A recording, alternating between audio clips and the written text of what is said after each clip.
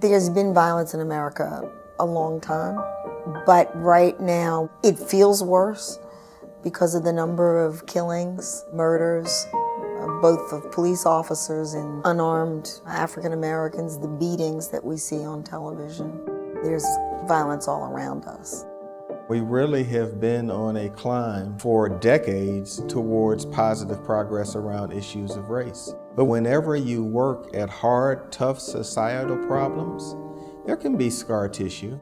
I think that the concern right now in the country really is class-driven. That is the tension right now that I think is tearing at the fabric of our society. And also the fear that if you're a college graduate, that the path for you to the middle class is a path that is getting dimmer and dimmer.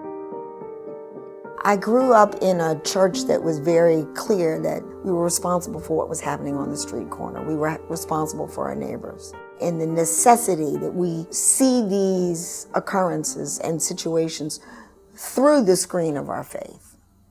What does God expect us to do? I've had enough experience to know that with patience and understanding, we can work out almost any problem. We have leadership with vision, and I think the leadership isn't always in politics. When I was mayor back in the early 70s, we frequently called on the religious community for help. Prayer definitely has a part of our business day as well as every other category of life. Fear is our response to the unknown, and the only answer is faith in something that we know. One of the reasons why we go to church is because it reassures us that we're not just left on our own. Make your faith something that helps you weather the storm and help other people to weather the storm. I had the good fortune of guidance from my family and my synagogue to understand the meaning of brotherhood, to relate to my fellow man.